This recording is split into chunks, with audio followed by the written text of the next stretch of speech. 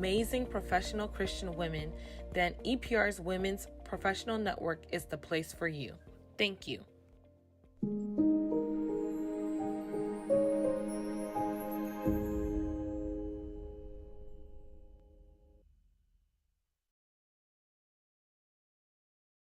All right. Hello, good afternoon, everyone.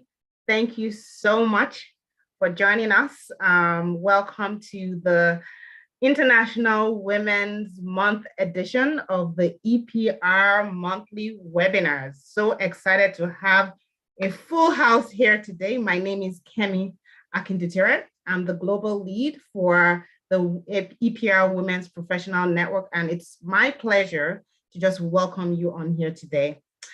We have a power-packed session for you with amazing speakers, and so I just want to invite you all to join the conversation and help me by join the conversation by helping me in the chat group, right? So if you're on YouTube or you're on Zoom, please just indicate your name, where you're logging in from, and just say hi to us, just so that we know you're already, you're already flowing with us this afternoon.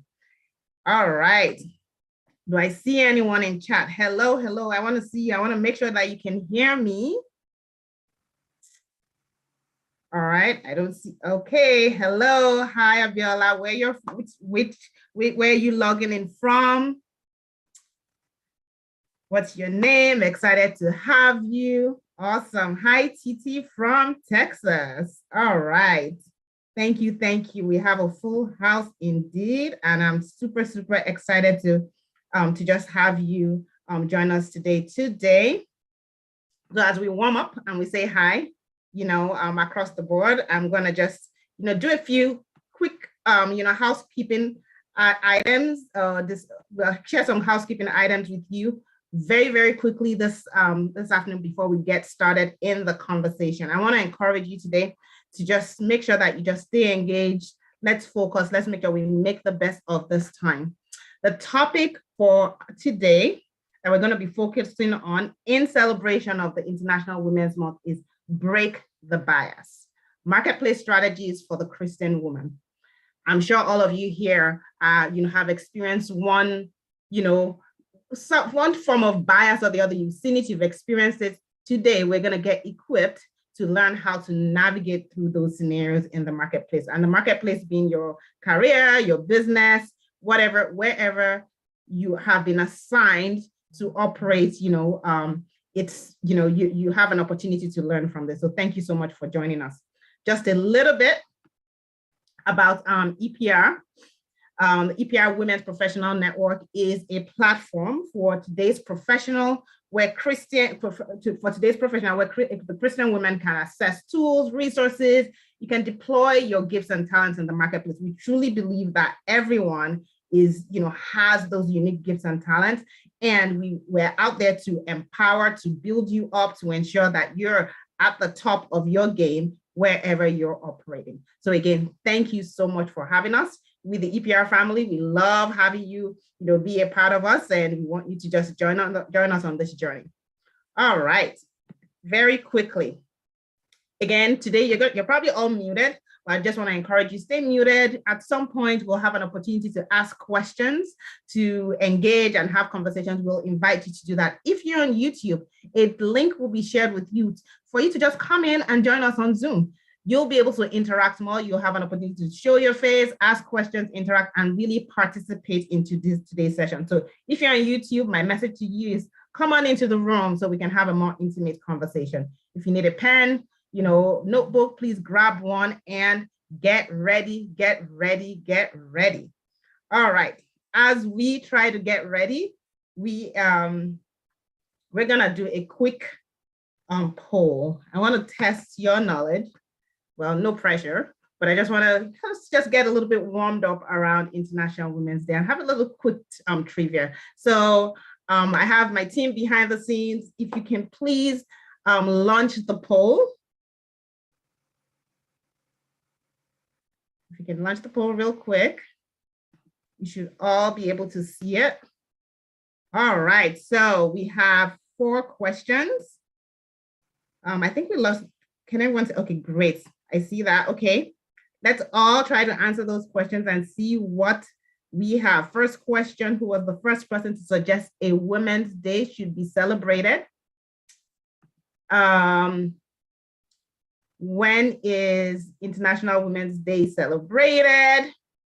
You have some options there. When was International Women's Day first celebrated? And in how many countries is International Women's Day an official holiday? All right. So I like as many people as possible to participate.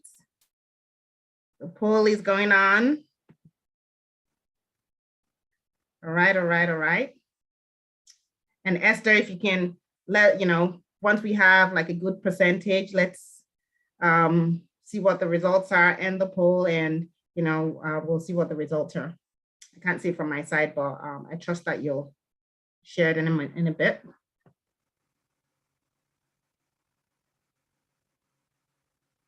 I hope everyone is participating.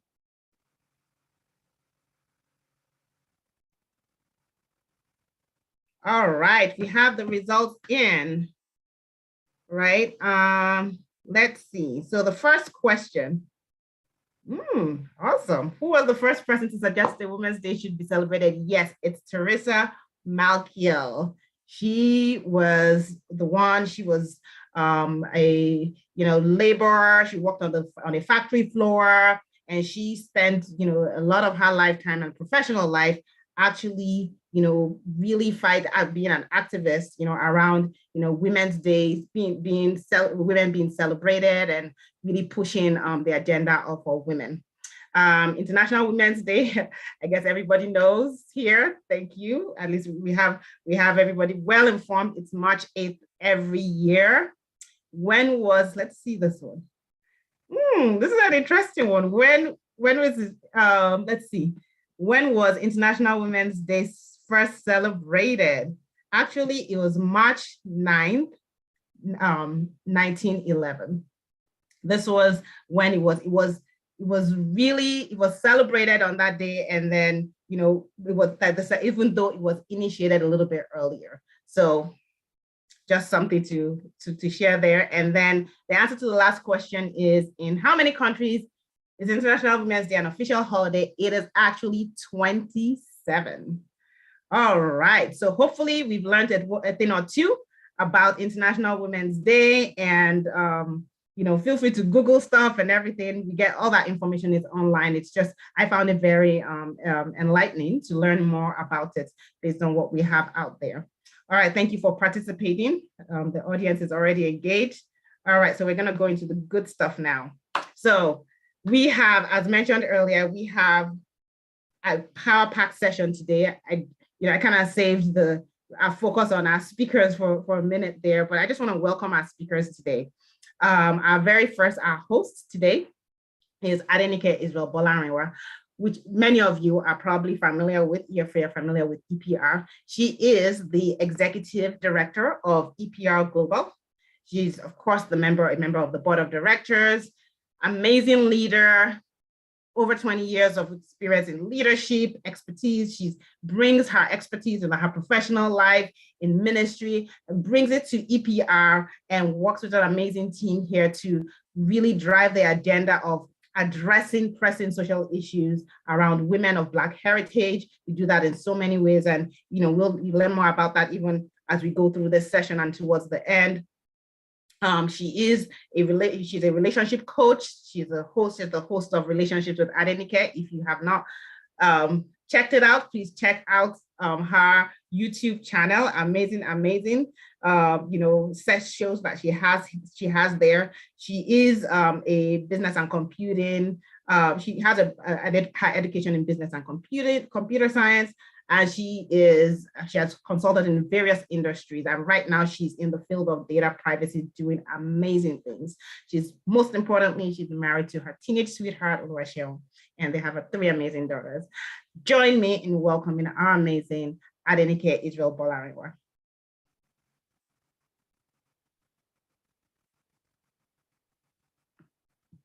All right, I think we need to unmute her. Can you hear Yes, me? All right, thank you. All right, I think you went on mute again. Okay, can you hear me now? Yes, we can. Good. All good, right, good. thank you. Thank you very much, Kemi, for that lovely introduction. And welcome, welcome, everyone. Wow, it is such an honor to have everyone join us this morning at our annual International Women's Day event. At EPR Global, our desire is that this is one of our, what we call our signature events, where we actually have regional meetings. We use this opportunity to have like a cocktail hour, a networking event during the month of March in the different countries where we have expression. But as we know, we're gradually coming out of the COVID bubble, and we're looking forward to hopefully next year when we're able to resume our regional and our global events. So we meet across the regions, and then we have a global event such as the one we're having today, where we can all gather together. Well, I am thoroughly honored and excited to introduce our special guest. So we're excited to have with us Mrs. Audrey Joe Ezigbo, who is the Deputy Managing Director of Falcon Corporation, a company which she started with her husband. She was the first female president of the Nigerian Gas Association, and the immediate past president, actually, but the very first female president. And it is such a pleasure to have a woman of such great esteem in our midst. She's very much a leader within WIMBIZ, a professional networking community that is globally known, although, locally in Nigeria, but very much globally known.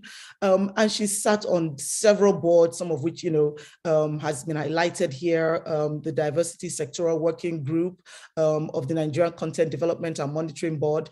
I mean, as we speak to Mrs. Audrey, I'm very sure the expertise, the knowledge would filter out in a lot of the roles that she has been in. She's been happily married to her beloved husband, Joe, for over 31 years. And I do apologize. I know that some of the information is probably from earlier information that was out there. But one thing I love that she said is they're not only blessed with 4 exceptional children, she enjoys spending quality time with them. And I think there's something beautiful when your children become adults and they enjoy spending time with you. That is a true testament to not just everything that she is, but also fantastic parenting skills. It is my honor, my privilege to welcome you, Mrs. Audrey, and I'll be referring to her fondly as Mrs. A on today's call. So thank you for joining us. Welcome to EPR Global. I hope Mrs. A has been unmuted.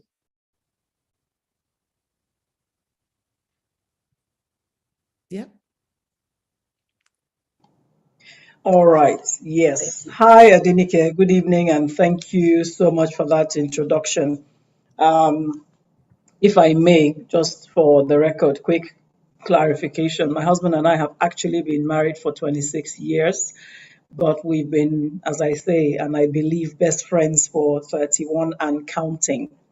And out of this time, we've also worked together, so actually more like 27 years marriage by the time we get into April.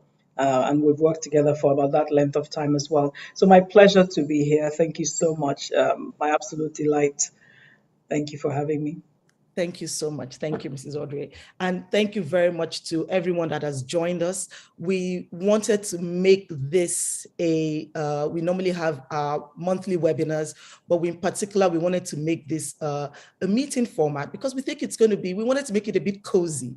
It's an opportunity for us ladies to gather together. And I know most times you would have different webinars, but today we wanted women to be able to, if they wanted to share their stories, especially, you can't have someone like Mrs. A in the house and not garner from the wisdom of her personal experience, professional experience, having been the first woman in major industry to sit as the first female president of a national organization. She has certainly broken some biases.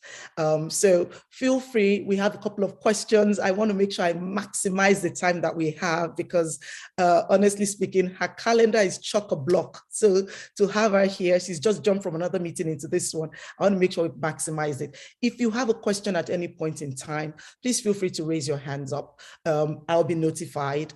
We are happy for you to unmute yourself once we call your name. We're happy for you to share your video if you want to ask live. So feel free to do that. So we'll take some questions as we go through it. So Mrs. A, obviously, we can't kick off without us just learning a little bit more about your journey. There are multiple aspects that I'd like to chat through. But can I just, maybe if you can just take us back to Mrs. A of her early 20s, what were some of your perceptions as a woman that was, probably just finished in college?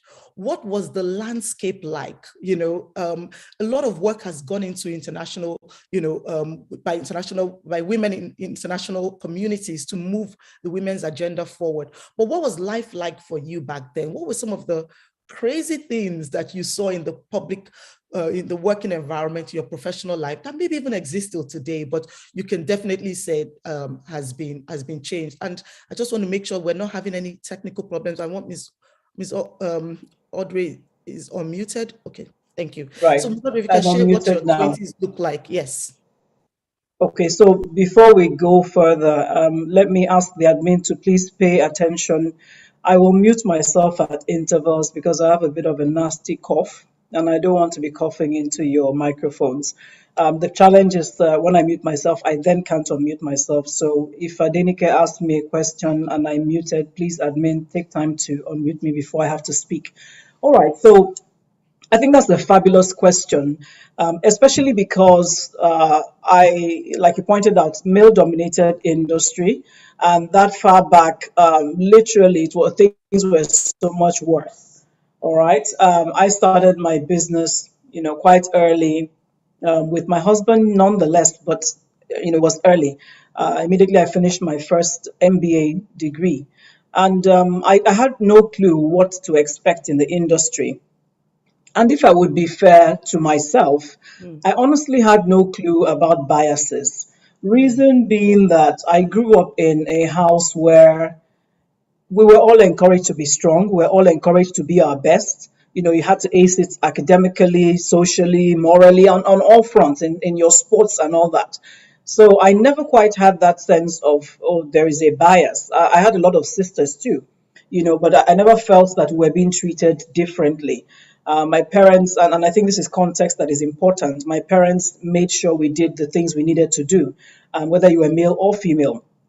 So when I got into the industry, and I started to hear things, or things would happen to me. For instance, I would go to a meeting with my husband and be asked to stand outside because there's no room for two people, or only the officers are allowed to enter, or oh, you can't go in, there's a space for secretaries to wait.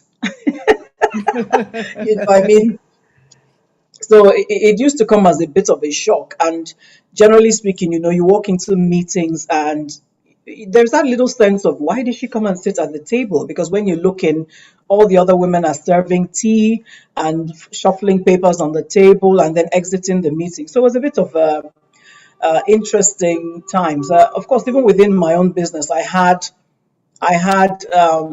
a case. I like to share this one because I thought it was absolutely ridiculous, where we were trying to hire for a particular position. And so this young man, well, not that young really, a mature enough person, he had come in. I was in the reception when he came talking to my secretary.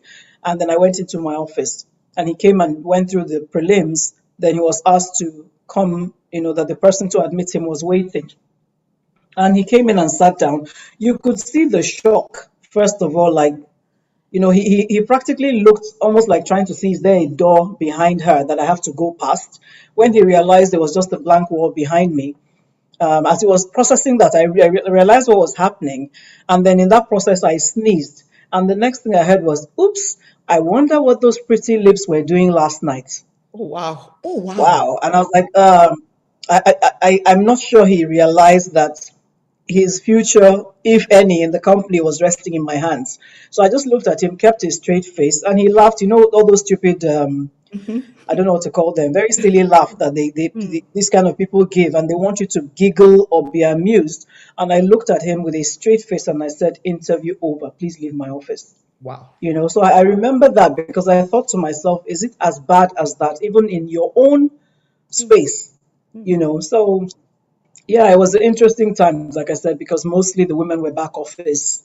And so you just always seem to be out of place. And I think that because, you know, I till today have a baby face, you can imagine what I looked like in my 20s. So I always like to say that they probably just looked at me and thought, what on earth? Where is she coming Not that from? is a good enough reason, but I think that that's what it was. And I've always kind of carried myself with a certain regality. It is the way I was brought up to embrace my personal dignity and just own that. So I think even just the way I would walk in, you know, there's that little sense of who is this small girl?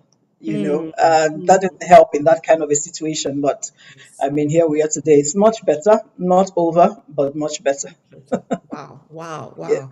That was a jaw-dropping one with that. To even imagine such a statement that could be made by that yeah. gentleman, unbelievable. And I Hmm. thank you. I love the response, you know. And I think maybe, you know, if I just jump into it, there's something that you've said that, you know, jumps out at me, which is, you know, that even with all of the pushback that women continue to face, you talked about the way we carry ourselves and probably the way we Hmm. speak. I know I'm going to, because I want to flow with some things you say, so I'm not going to ask my questions in order. What would you say Hmm. when we talk about women breaking the bias? And, you know, I'd love to hear your thoughts about the different types of biases that you experience. So bias against being a woman, being maybe even against, you know, I'm sure you obviously for a global organization, you've had to deal with, you know, being a Black woman, being maybe a wife and a mother, and the expectations, some biases that could come from other women potentially. I'd love to know some of the different types that you found and the importance of a woman's ability to carry herself, the way we speak. Does all of that, our carriage, our disposition, how does that help us break bias? Or in some cases, unconsciously, we fuel the bias with how we behave. I'd love to hear your thoughts about that.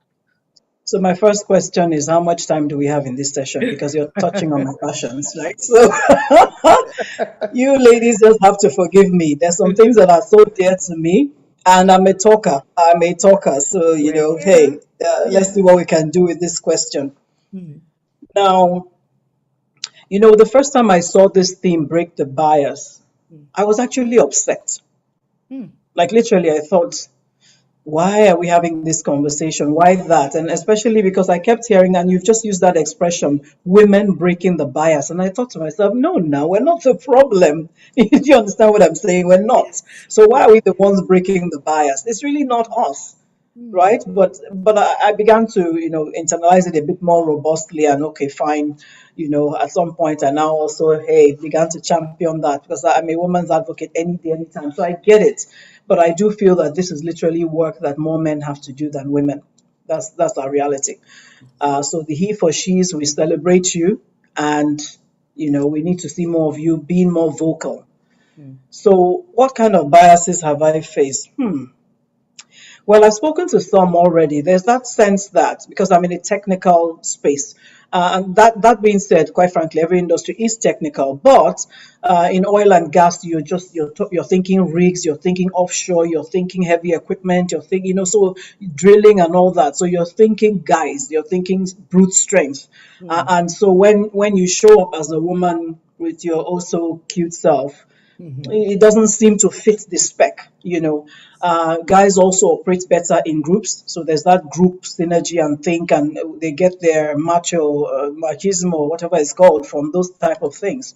mm. And so when you tend to walk into the room, I mean, countless conferences and events and meetings where you're literally the only woman in the room, at Wow. least the only one who is sitting on a seat, right? So the tendency is even behaviorally, people want to edge you out. It's almost like, why are you here? You're not one of us. People ignore you sometimes. And like I said, it's much better now. I'm trying to go back a couple of decades, almost 3 decades ago, and on that journey.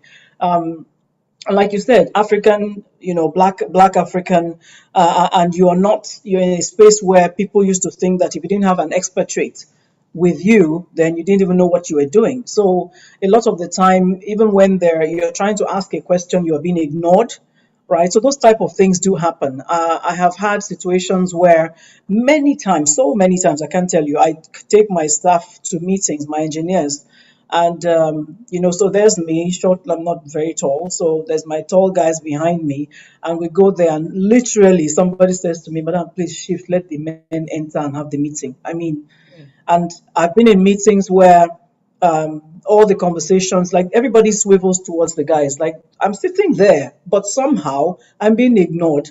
And I remember, and I share this example a lot, one particular meeting where the guy would ask the question to anybody except me. He refused to even look at me at all. And I would respond. And this kept happening until some point where he now turned, he realized that my people were always deferring to me. And he turned and he looked at me for the first time after over an hour. And the next thing I heard was, "Madam, you're actually intelligent. Oh. I honestly thought you were just the window dressing." I have been told that.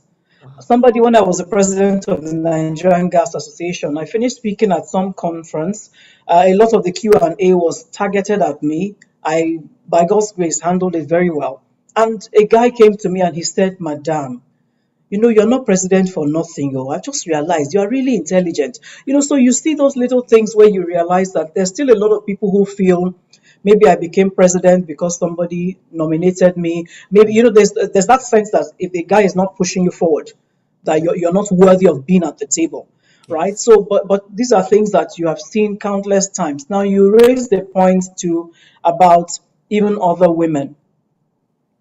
You don't want to go into that women supporting women conversation with me because I don't even allow it to be said near me, right? So let's not go there. However, our reality is that there's a kind of socialization that has happened amongst the best of us, and if we're not careful, we manifest a behavior that only with maturity do we step back and begin to question. So you know how it feels when, as I've experienced in those days, not now. Now I'm so happy when we go for women in energy events, we're all over the place and we've taken territory, right? But Yeah. back in those days, you were the one sitting as a boss, and most of the other women were at the back of the room.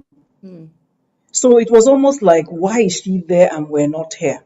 And we are not there, or why is she not here with us? So there's that little sense of a disconnect. And I've now come back to look at it that, like, they really didn't know what to make of me. So they were not trying to be funny. They're used to being with women who are, like I said, backbenching, organizing small chops and stuff like that. And then you go and sit right up front with the guys. They don't know what to make of it. So when you now come and you're trying to do the let's be friendly women thing, there's the little sense of I'm not really sure, and if you're not careful, you choose to internalize it as the hey, women. It's not that simple. Quite frankly, even the guys didn't know what to do with you, and Right. we don't just go around saying the men acted funny around me. We don't say that. But once women act funny, we start saying, "No, this year she wasn't. I was trying to be friendly. She didn't even talk to me." I don't tolerate all that. So I look back and I feel I would just smile, be nice, and then go back and own my space at the table. It's that simple. Because I always say to women, all of us have bad days. If you meet me first on my baddest of days, when I didn't quite behave well, if somebody told you Mrs. Josie was such a nice woman, you'd be like, I don't think so. So there's a lot. At any Yes. case, it's a lot. Yes. Yes. And I feel that for the men, Yeah. I also try to be a bit accommodating, even though it's tiring sometimes, because again, it's socialization. All right, so there's socialization of sexism that is backed by religious and cultural practices Uh-huh. from centuries ago, such that the most forward thinking, educated, enlightened, well traveled man, Hmm. he can there's a way he can honor women in another space, but suddenly when he comes back home and we get into the culture and all that stuff, there are people who used to say to me, "Why, I mean, we go for meetings, my husband says something, I have a different view, and they just ignore me and are pushing with his view. And it's almost like, Madam, let Oga talk. I said, no, we actually don't run a business like that. We both come to the table as professionals, trying to do the best we can for the company. But, so when you imagine how those kinds of things happen, Yeah. right? I used to go for meetings in Abuja. One particular case, I was working with he was the president then, we're heading for a meeting, and stopped and saw someone I knew, greeted him. Before we got to the car, my husband called me and he was laughing. And why was he laughing? He said, because that guy called him immediately to say, I saw your wife in Transcorp with one man. Oh I my mean, come goodness. on. Come on. Anyway, my dear, it is It's well. We keep fighting, right? Yeah, yes, yeah. yes. And thank you so much, because I actually love the very different perspective that you've brought to how we women can understand. I mean, it's a very, very, very obviously a very matured, time-tested way that you gave that answer. Actually understanding the difficulty it is for two very different women. You helped us understand from your position, being in the room and being the only one who is sitting at the table, while the other women are standing doing other things. And also to help us understand from the women who don't know what to do with this woman, who have automatically they will suddenly have insecurities triggered and other things triggered that they may not be sure of, or curiosity may be triggered. What did she do to get there? How did she get there? I would love to, excuse me. Sorry about that. I'd love to learn more, but is she approachable? Can I speak to her? And so they start dealing with stuff like that. EPR, one of the things that we are, we're a faith-based women's platform, but we're a professional business and career women's platform. We really, really believe in advancing together, that there's strength in understanding each other, celebrating our successes, being mentored, having, leaders such as yourself, Mrs. A, that we can look up to and understand some of what you've said, because I know that, I've been on both sides of looking up at a particular woman and saying, I want to be like her, so inspired. And other women saying the same about me. When we have International Women's Day like this, I love what you said about, first of all, it's not for us to break the bias. In your opinion, what are some of the things that we as women should be talking about when it comes to strategies to move us forward?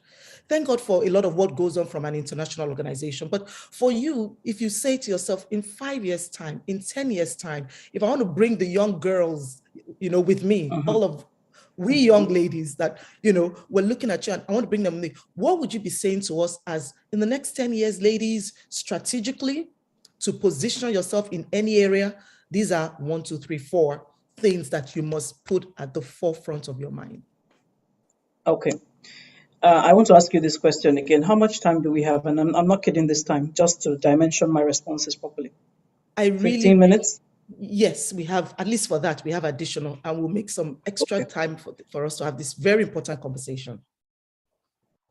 So here's the first thing, and it may not sound like a strategy, but that's exactly what it is. And it goes back to what we talked about earlier about the biases that we ourselves internalize. So ladies, please, my analysis is always very simple. You can work the math in your own life. First thing is, get out of that narrative that women don't support each other, and get out of that narrative that the older women don't support the younger ones. Get out of it. The math I do is this. There's 7 billion people in the world. 50% thereabouts are women. That's 3.5 billion. Let's come to Lagos. I live in Lagos, Nigeria. Approximately 30 million people unofficially. Officially, they say 18. So, okay, let's work with the official number, 18, right? That means there's about 9 million women in Lagos.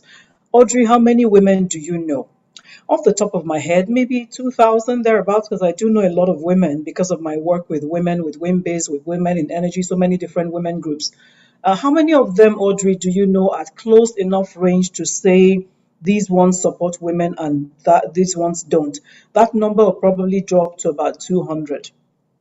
Now, for my personal life, I want to take 200 over 9 million and figure what percentage that is. And then I also want to take that 200 over 3.5 billion and ask myself on what basis I can boldly and not that women don't support each other. The statistics don't support that. If I reverse the narrative and ask myself, Audrey, in your life, both family and friends, who are the women that have supported you? Oh my gosh. The number is, I don't even know where to start from. Women who just featured for some brief moment in my life. A nurse, for instance, who delivered my first baby that I almost lost, and then she made a commitment to me that she would be there for my second baby. And that morning, she went off duty. So I was coming in to be taken to the theater as she was about to leave. And I said to her, "You promised me you'd be here." She said, "Madam, I'll be right back." And she changed and came back. And I want to share this story. It's very personal because my second son came out and he didn't breathe for 60 minutes. The nurse on duty had said to me, "It's too late, take heart." And that young lady turned, her name is Miriam, she turned and she said, "Never, Mrs. Ezebo's baby will not die." And she did everything doable until we heard that little cry. My second son is alive today because one young woman, whose surname I don't remember and who I've never seen in my life, refused to give up on him. And I can tell you countless other stories of women who just featured briefly, much less women who have stood by me. On this call, my sister, Pastor T, she's here, Tony Fafora, now Fabomi. I can tell you the journey I went with her. Charlotte is here. I see so many names, people who are only here because I'm here. And in my life, no, I can't tell you 200. I can tell you much more than that. So the stats for me of women who have helped me personally and professionally, right, is much, much, much higher by far than those who have not. Therefore, I will never stand up and say in women. Granted, there are some women who are nasty. But here's the thing. How many are they? How dare you take a few encounters, even if they are 50, and tar all of us with the same brush? It's the same thing about the older women, right? So sometimes you come already with the filter because you've been told older women don't support younger women. You already come. Or you don't realize that older women are dealing with so much. Sometimes it's husbands who are extremely unfaithful all the time. Husbands who are abusive. Sometimes it's financial issues. Sometimes one person has 4 children, they are all autistic, or 3 of them are on drugs. You don't know what a woman is dealing with. And yet, because we all know that women, we carry the world, we carry the weight. And so every time you come to an older woman and she seems a bit reserved, give her room. You're going to be her one day. So this is the first thing. And I think it's important because part of getting out of this biased situation, this gendered situation that we face, is us working collectively and not selling that continuous narrative to the next generation. Absolutely. So every time you walk into a company, you already, I pray I don't have a female boss. What do you mean by that? There are female bosses like me that I hire pregnant women. You tell me it's your son's birthday, I ask you, why are you here? Go to the school. So if there are people like me and I'm not the only one, why would you say, so this is it. Let me not go on. I told you, these are my areas of passion. So let's first of all deconstruct that. And more importantly, please, even if somehow all your life you've only ever met women who have not been good to you, I challenge you to be the woman to other women that you wish another woman was to you. And if more of us do that, there's no way we can be saying that nonsense. Yes. Why is this also important? Because you cannot find yourself in the kinds of formidable networks that move women forward if you come in with that filter. I'm a member of WIMBIZ. I've sat on the executive council of WIMBIZ. It's been a phenomenal value add to me. Professionally and personally, I've met some fantastic women. My network of women, the people I can reach just by phone calls, because I stood up and I went there. And I can't tell you that at the beginning, the first meeting, I had that sense of, hey, wow, these women. But I said to myself, why are you here? Are you here to meet some kind of women, or are you here to be a kind of woman? And I decided that I would come as me. And that's why it has worked for me today. I'm a member of the Women in Energy Network, fantastic network of people, half of whom I didn't know existed before I was asked to come and join.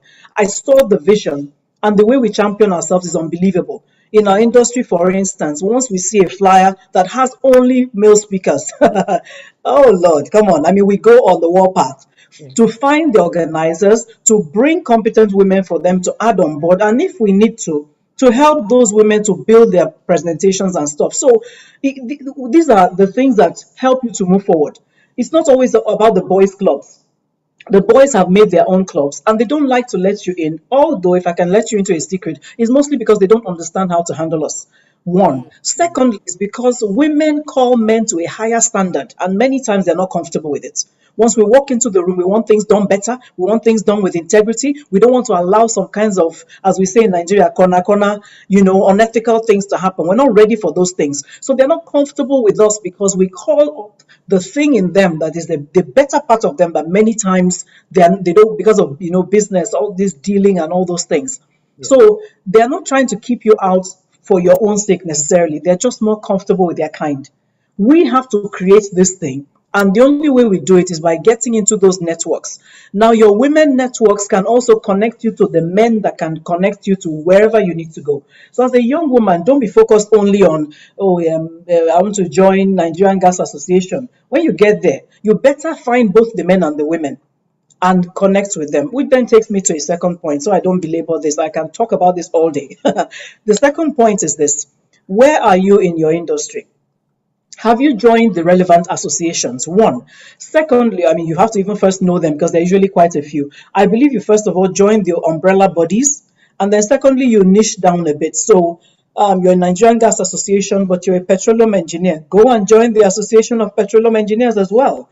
Now, I also don't think that you just join because nobody needs the body count, right? We want active members. So I encourage the younger women, the older women, get into the committees. And I always like to say, get into committees that have to do with things around policy. Don't go into event planning committees. That's where they expect to see us. Let me share a real life experience today.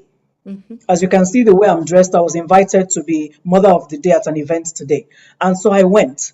And much to my surprise, at some point, the compare comes to me and she says, "Ma, can I sit down beside you?" I said, "Oh, fine." And she says, "Please, I want to get your opinion on something. I'm just wondering whether we should, the lunch is buffet. And I'm wondering, should we go ahead and do it buffet style or should we serve people because so much time has passed?" I turned to her and I looked at her. I said, "Excuse me?" She repeated it a second time and she said, "Because you're the mother of the day." I said, "My dear, I don't do food matters. I'm your guest. What has that got to do with me?" Can you imagine that amongst all the special guests there, of which I was the only woman, this is what she thought of to come and engage me on? Whether they should serve lunch as a buffet or ask the waiters to bring. I was totally lost.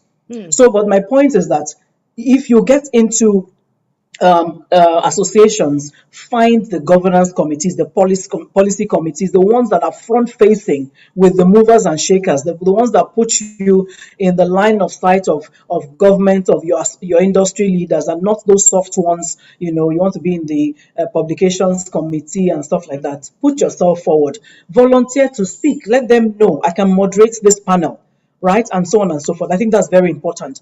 Then I think it's also, we need to speak up a bit more.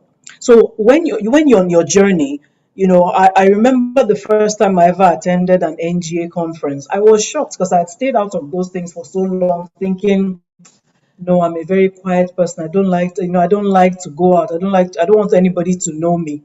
But the first time I went in there, the first thing that struck me was the ease at which people were greeting each other. And I thought these were like a group of long lost friends, only to find out later that they had built a professional rapport by repeatedly meeting themselves at these events. One. Secondly, some of them had become like trusted voices because you could count on them at these events to stand up and ask some very cogent questions, right? When you go to your conferences in your industry, ladies, please, I beg you, don't ask a question for asking sake and make the rest of us look silly. Think it through. When you hear something that triggers an intelligent, uncertainty in your mind, ask it. Don't be thinking about the question so long that the next guy asks it in a very unintelligent way. So we need to speak up because the more you get up and say, "Oh, my name is this, I would like to know this and that," and it's almost like people are expecting to hear you. At the end of those events, gravitate to your panelists. And it's not a gravitating of, "Hey, hello, sir. Hey, my name is," no. You're literally, because you paid attention. You can come to somebody and say, when you were speaking about the importance of this, and this, it just struck me. And then you ask a question that allows them to talk. So you endear yourself to them. And these are people you begin to get. I think, we forget that in branding, top of mind awareness is not only about products and services, it's about ourselves too. You want to put yourself in the room. to the degree that next time people are thinking, where is she? Is she here? Does she have something to say? So I think, and that journey starts when you're much younger. Initially, it may look like, okay, but I always ask, nothing is happening. But you'll be surprised when at some point, it's almost as though they're looking for you to ask a question or to sit on a panel or do something. We have to show up. We have to be visible and we have to be vocal. Not vocal as empty barrels, but vocal as the intelligent, phenomenal women that we are. So these are some of the things, just for time, because I'm trying to look at and manage my time and yours very well as well. I hope that helps. Oh no, that was fantastic. That was awesome. In fact, I know that, hands up, Mrs. A, please, we're bringing you back. We can't have this treasure trove that is within you, because you got across so many things. Your last statement definitely talks about, you talked about emotional intelligence. You literally are summarizing so many key things: being very situationally aware of your environment, being proactive in how you show up, in how you engage, making sure that you're engaging in, and it's this in today's, seminar is women from different countries, because EPR, we're global: the US, the UK, Nigeria, Kenya, Tanzania. I see some of our new ladies that have joined us from different places.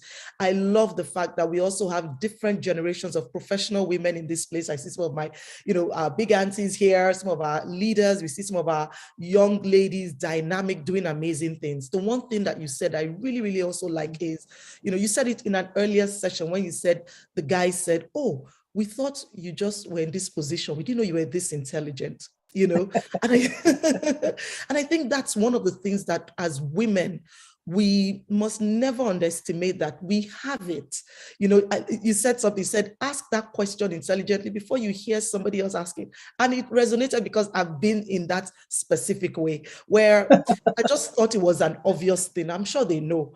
And this gentleman asked the question and I was like, no, that's not really what you should be asking. What you should be asking is this. And the person I was answering said, I think what you're really trying to ask is this. And in my head, I said, wow, if only I said this, so it's so true that we need to do our homework, whatever industry we are, that we're staying on top of it. COVID has made so many things a level playing field for us now. So it's part of what we need to do for our future strategy, to show that capability. A very quick one, Mrs. A.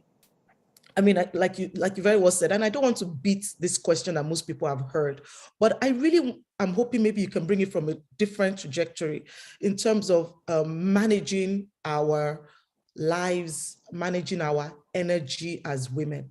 We have women here who are who may be single women, maybe don't have family commitments, and people assume sometimes most of those women from EPR Global, they are extremely busy because they are really about their business. They're into investments, into making life better for other people. They really are investing in so many other people. We also have women who may be married, some who may be mothers and have children. So different dynamics. But in this season, I just wanted us to speak to, how as women we can, while meeting our different commitments, we continue to thrive and we prioritize effectively. There's so much now. I think with the push of the pandemic, our lives can very easily run 24 hours a day. I feel that if our body did not demand sleep from us as women, we would not sleep. And I think it's counterproductive. And sometimes if we don't put in some measures, it impacts us in our effectiveness. So I just wanted you to speak to that from your life, from your perspective. There's another question that I just realized I really, really wanted to talk to you about, which was, and I hope we have enough time, maybe not today, but it's about, the phenomenal work you've done with your husband, because I really wanted to touch on that, how one can run a successful organization, because there's power in numbers. And for people that are married, what other better partnership is with your spouse? And that is one area that I feel women, we so desire to bring everything, but we may not be in that space. Anyway, I'll take that second if we have some time. But I just wanted to focus on how do we thrive? How do we manage and bring out the best in us with so many things pulling at us? How do we prioritize what is important per season? Have so much. Thank you for using the last two words, per season. Thank you, because that's exactly what I was going to talk about. You understanding your seasons and working them optimally, and not allowing anybody's season to stress you.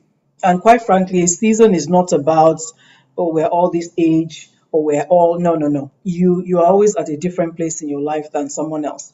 So I take my example. I never worked for anyone. I started my company immediately after my first MBA. And I was always clear about one thing. I don't know how. I really, maybe just God. I was always clear that no matter how successful I became, if my home wasn't working and if my children weren't doing well, then I'd actually failed. Those were my metrics. Somebody else may think, yeah, right, as long as I make $1 billion, I'm good. Maybe. But for me, it was that I wanted a situation. In fact, I always used to say to my husband that the worst thing that can happen to us, because we started with nothing. So the worst thing that can happen to us is that when the money and everything is there, then we now don't have each other. There's no point. I don't get it. Like you're in the great house, but you don't talk. So what that meant for me was that right from the beginning, I mean, I was running my own business, right? So you could never fix a meeting. If my daughter was in the school play, my son was in the march past, and whatever. As long as it had to do with the children and school, it was not a conversation. No project was that important, right? So the children were used to us always being available. And there's a kind of confidence that it gives them. Now, this is not everybody's narrative. So part of owning your season is not now listening to me saying I was always there for my children and feeling, hey, I'm a bad mother. That's not what we're saying. I'm telling you my story. Your story might have been that you had to leave the house at 6 a.m., 5 a.m., didn't see the children before they woke up, got back at 7:30 and gave them your best for 2 hours before they went to bed and dedicated your whole weekend to them.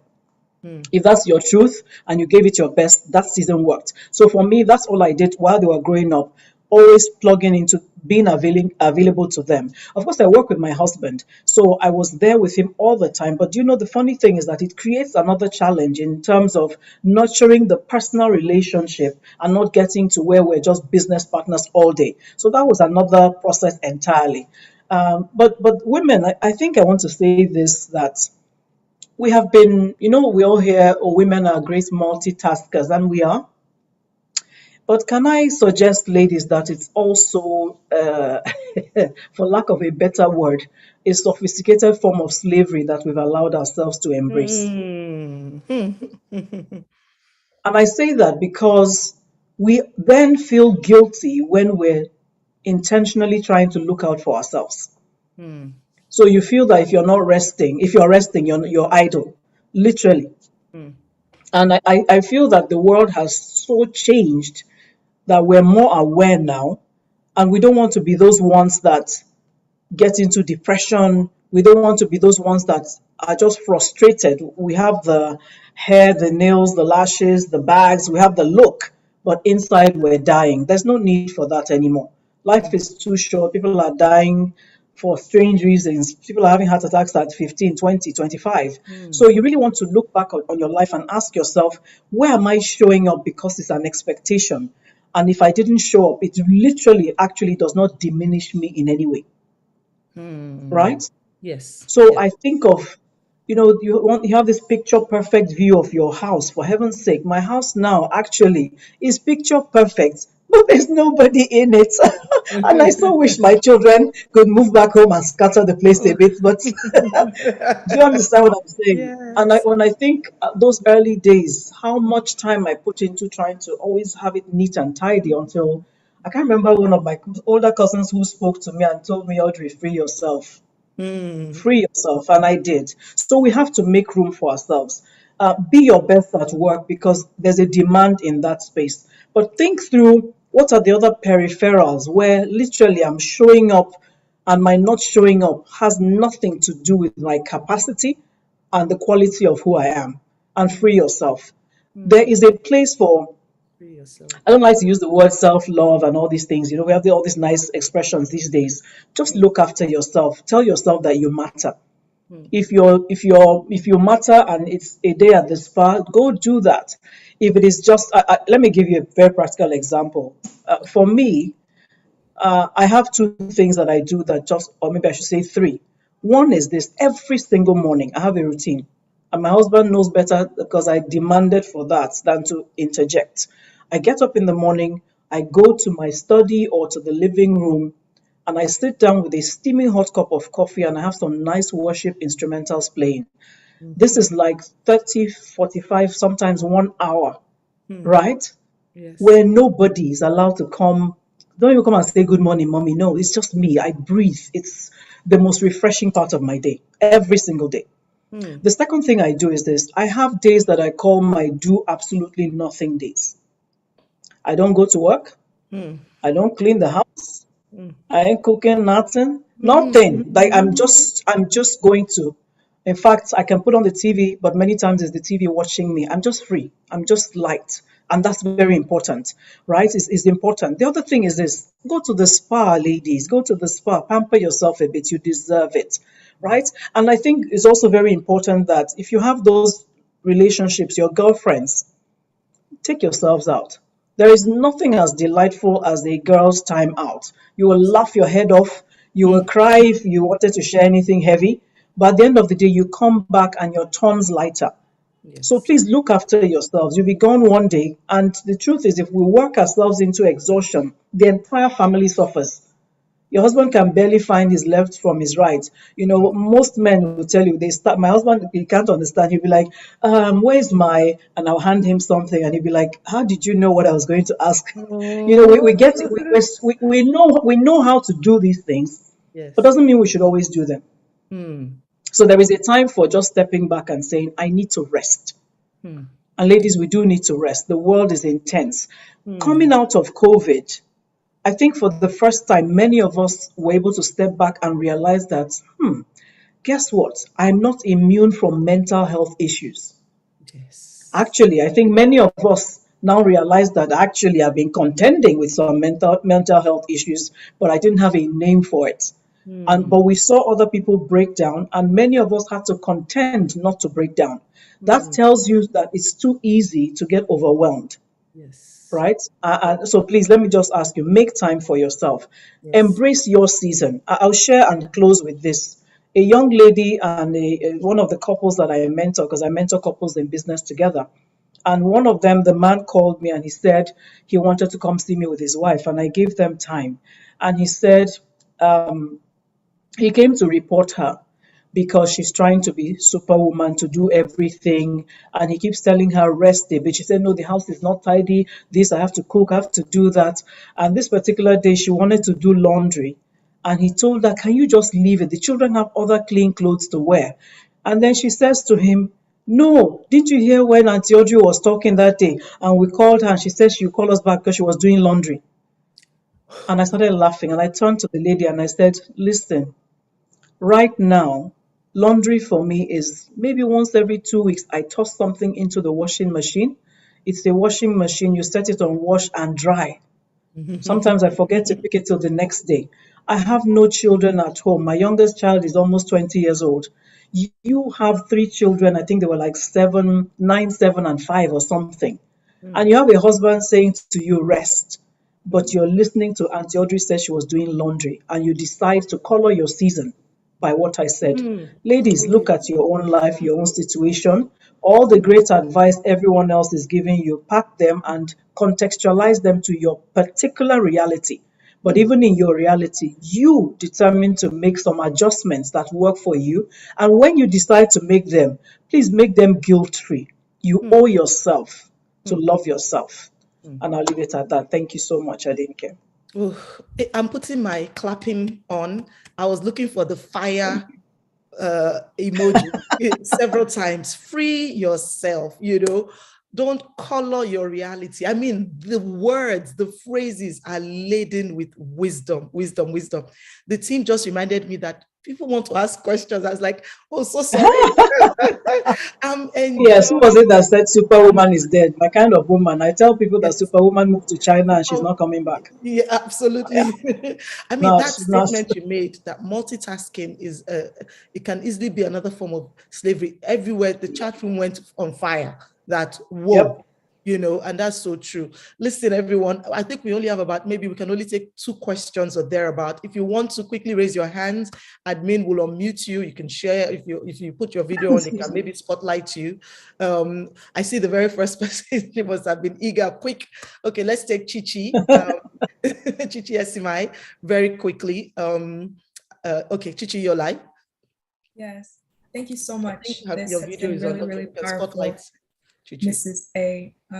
One of the things that you said earlier was navigating the different layers, right, of relationships and understanding how to draw out the leadership potential that we work with. One of the things I wanted to ask is if we are in a situation where we want to be strategists, like for example, I'll speak about myself. I am a strategist.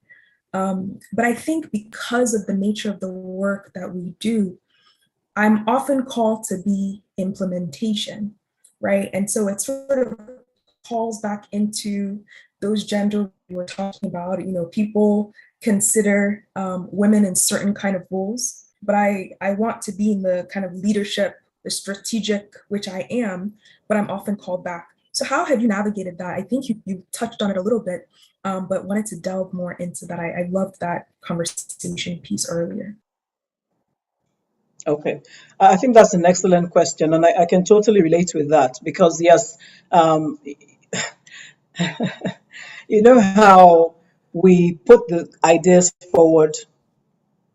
People nod is a polite nod. A man repeats exactly what we just said, and everybody's like, yes, that's it.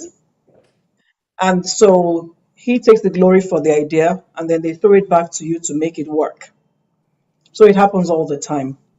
And it's again, it's one of those situational, contextual type things. So depending on your organization, there are different ways to work it out. One of the things that could work is ask to set up a team, or if they've given you the teamwork, assign all those responsibilities, and then keep going back to the person or whoever, your boss or whoever, right? And engage them at that level to, like I talked about, for instance, being on policy committees. So you come with the bigger picture conversations and they're asking you, but what, oh yeah, those guys, they're working on it. When they send the report, we'll talk about it. But you have to have thought about something bigger, broader, something that sparks their own thinking to say, okay, I didn't think about that. Right? And you keep pushing back the fact that the team is working on it. The team is working on it so that you are not seen as the doer. You are seen as the one who is always trying to put that big, like, are we thinking about these things? Shouldn't we be considering that? Perhaps we should look at it from this angle. And then when the results, reports are ready, if they're ready in phases or you wait to the end, don't be the one presenting it. You stay in the room and you say to this person, whoever is on your team, male or female, so you present to us, you sit at the table comfortably like one of those they're presenting to. And then once in a while, you sort of bring back those, you remember when I spoke to you about this, about that. So this thing that she has said, you keep drawing back to the fact that I'm not the doer. And there's a place for literally just taking on the challenge and saying, hey, I don't think implementation is my strength. I want to be doing the thinking part. We have people who can do this all the time. There's a place for pushback. I've had one situation where literally, I was asked to come and head this committee. And the next thing I was told at the table, I sat down, I'm listening to all the conversations. I was new, most of them had been there before. And the former chairman it was like a handover. And then he now says, now we have to discuss the refreshments and stuff. I think this is where Sister Audrey can help. I simply, with a straight face, I just said wrong channel. And I didn't shift. And he was confused. He said, what did you say? And I said, wrong channel. That's not why I'm here. I believe I'm the chairman of this committee. I don't think I'm here to be discussing entertainment. And I kept a straight face. There was dead silence. You could see, I think if it was fair, he would have gone red. I was not trying to be nice. I was trying to make a statement. So sometimes there's room for that. And you have to think about, where does that work for you? If it might cost you something, depending on, because egos, we're always massaging egos in this type of conversations. So if it might cost you a bit more than you might be willing to pay, play it the other way I suggested. But I believe that as women, we always need to know when we must fight the battle. There are some battles you need to fight, and you don't look to being liked for a while. That's okay. As long as they can respect you, we're good with that. Liking can come later. We're fighting for something bigger than ourselves. These conversations we have around breaking the biases, I want us to understand that it's not about you and I. You and I are going to live with a lot of this for probably all our lives. What we're really pushing for is to ensure that because we didn't just take it, so they will like us, so we won't be seen as contentious. So we didn't just take it because we're pushing for a time when our daughters and our granddaughters won't even, in fact, when they're hearing there was once an IWD, they'll be like, I don't get it. Why? You know Absolutely. the way you don't if you have teenage children or children who are young adults like mine, there's some things you say, they just kind of look at you like, mom. So that's what we're pushing. Okay. Yes. So I hope Yes. that's useful to you, Chichi. I hope it is, right? Perfect. Okay. Perfect. Thank you so much, Ma. One more. The Thank you first so person. much. Yes. Thank you so much, Ichi, for that. We'll just take it. There's one more person who wants to just fling your hand up. And while we're just doing that, I just want to really thank everyone. I mean, we're still ongoing, but Mrs. A, she's I need to put it out there, and please forgive me. I know it's not the proper thing to do, but because we're global, but she went to the same alma mater as I did, and I see some of even our president from our school, Queen's College, that one of our administrators. So thank you so much for helping us broadcast this forum and giving the opportunity for us to reach more women to be a part of this. And EPR Global, we have a website, eprglobal.com. Mrs. A said something. I love that. Someone said you have an analytical mind, Ma. When you broke it down, said number of women in Nigeria, number of women in Lagos, number of women, and you broke it down and said probably 200 women. If we look at the 2,000 that this is just you, a tenth. Now, when we put that into context, that just completely destroys, annihilates that conversation about women not supporting each other. And at EPR Global, that's why we're here. That's why we have this event. So please, you can become a member of our community. We're building it. And it's, Mrs. A, she's living what she just said. She came here without any fanfare whatsoever. It's our first time visually having a conversation. I reached out to her through a referral for a project I was working on, a very busy time for her. We couldn't make it happen. And the next time I reached out to her for this, all she said was, let's look at the calendar, let's try and make it work. So I don't even take this for granted. And she really literally just, her being here is, in essence, what she talks about. Without too much fanfare, what can I do to pour into the women? And you have poured into us so much, so much. And would love as many women as possible to please support our efforts at EPR Global.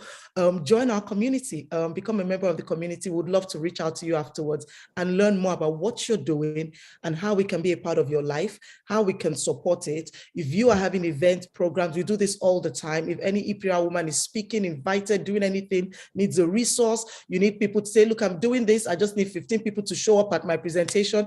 You have us here. You have a tribe. That's why we're here. So we look forward to you being there. Mrs. A, honestly speaking, people have said we need a session on, body language and being able to read a room. We need I see you, definitely would love to have a session on executive presence, how to own a room. These are the sort of things that, we believe that we're all women that are raising the standards, like you said, for the next generation. And we want to be comfortable in those sort of positions. So I would love to give you an invitation. We'll let you know when, especially the We'll last. make it happen. It's a promise. We'll make it happen. No need for long stories. We'll make it happen. But I also want you to go to audreyjoeezigbo.com. I hope I got that website correctly. I think that's your website name. We would definitely love, I don't know if Mrs. A, it looks like if it's frozen. I hope it's not me that's frozen, actually. Can everybody still see or hear me? Okay, I hope it's not on my end.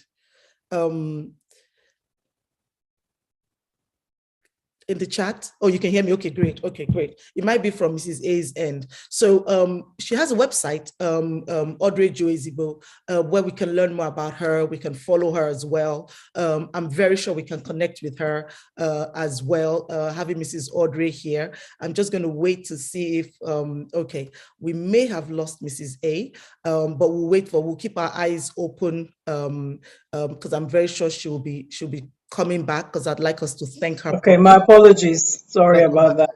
Yeah, no problem. Okay, so we wanted you to, we said we would wait because we would love to have like closing remarks from you. But I just pointed everybody to your website because I do think that, it would be great for us to all, connect and learn more as well. Can we spotlight Mrs. A, please? I don't see her. Thank you. All right. So closing remarks. Ladies, you are phenomenal, and this is not a cliche. And you really just need to be able to own this part of you. And it's not about pride, it's just your truth, right? We are talking about Christian women in the marketplace. And so my closing remarks will be to remind you that all the conversations we're having must land on the altar of how you're showcasing the glory of God in what you do personally and professionally. What that means, therefore, is that you take every counsel, whether it's a webinar or sessions like this, every learning, and please place it on the altar of the Spirit and allow Him to explain to you how you are supposed to transact such that you're your very best you all the time. We are carrying literally the destinies of nations. As women, we are mothers, biological or otherwise. We are nurturers. And there is really a very key role for us to play in the way the world is unfolding now. There are generations breaking down right now.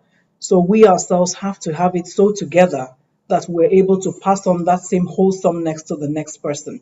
Don't forget what I said. You be the woman. You be the champion. You be the advocate. You shine the light. And once you determine to do this consistently, then there is more transformation generationally so than you can ever imagine. So just embrace your phenomenal selves. It's been my absolute pleasure to be here this evening, and God bless you all. Thank you. Thank you. Thank you very much. Thank you very much for a wonderful time. And it's been our sincere pleasure having you here as well. I'm going to hand over to Kemi, who is our facilitator for the day, and she heads the Women's Professional Network, which is the part of EPR Global that's put this together. And she'll tell us a bit more about some of what we're doing in our other area, which is our Leadership Summit. Thank you so much, Ms. Audrey. And I think we also have a prize for a couple of people. So don't be in a hurry. We have some gifts for people. Thank you, Mrs. A. Thank you so much. Thank you. Thank you so much. Thank you so much for for such an amazing time meeting session. I have notes of stuff, right? Just insights, I really just appreciate everything that has been shared today. Thank you to our amazing audience that has, for joining us today, and all the questions and the engagement. We do have, as mentioned, we do have some prizes for, wow, I don't even know how I'm going to do this today, but I see a lot of new names. So I need to find out who is joining us for the very first time. The first person to respond to me is going to be the winner, because we always like giving amazing gifts. Is anybody joining an EPR webinar for the very first time? I think we have a winner. Oh my God, we have so many first timers. Wow. I think, Dolakwa, help me. Who is my winner? I think it's Ayo. Wow. Is that Ayo Anaka? All right. All right. Thank you so much for joining us. You are a winner. I believe it's Ayo. Thank you so much for joining us today. We will be reaching out to you directly to give you a prize. Oh, we have a special request to actually give out too. So who's the second person? Dalakwa, help me. Who's the second person? Yeah, it's a special day. It's a special day. Who's the next person? All right, so we have Bumi Odua as well as Ayo Onokoya. Thank you so much for joining us, and thank you to all of you who have joined us today. It's been a pleasure. Our attendance has been amazing. Amazing points. Thank you to the amazing team that has supported, even behind the scenes. Just wanted to share a couple of things. Again, we've done our prizes. At the end of this session, one of the things that we always like to do is to get your feedback. We want to hear from you. So at the end of the session, once you get out of Zoom, you are going to get a survey. Please do us a favor if you can give us anything in response to, the amazing session you've had today or today. Please just fill it out. It shouldn't take you more than 3 minutes maybe, and give us your candid feedback so it will help us, give us insight on how we can improve going forward. Also wanted to share with you very quickly that, we do this every month, every third Saturday of the month, we do have a webinar. So next month, we're coming back with another topic. We started off in February with spiritual gifts, how to maximize your spiritual gifts in the marketplace. We've had, an overwhelming request for part 2. So we're going to be coming back for part 2. So please, we'll be sending more information out to you. You'll get emails from us where you get it. Please sign up. Another thing that I wanted to share, and I don't have the flyer with me here today, but I do want to mention something amazing happening in EPR in the next few weeks. I almost cannot believe it. We are a global organization, as was mentioned earlier. We have ladies in all parts of the world.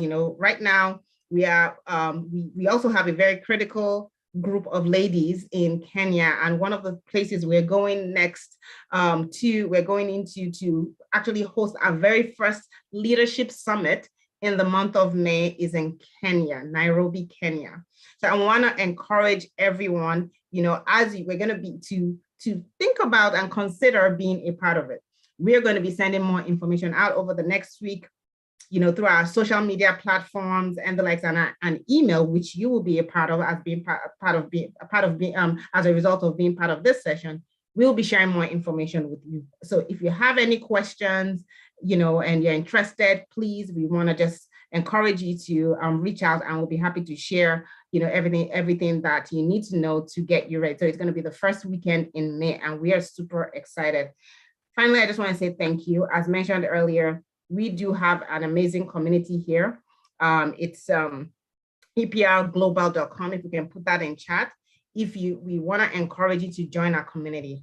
We've heard about, us supporting each other, us lifting each other up, learning from each other, having that, network that we grow in and everything. Of course, there are other connections that we need to make, but this is a place for you to grow and become and be encouraged. We lift each other up on a constant basis. So I want to encourage you, eprglobal.com.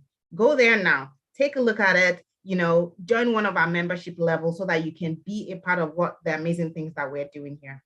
Without further ado, I want to say thank you. Thank you for your patience. Thank you for sticking around for almost an hour and a half. Thank you to our amazing hosts, Adenike, and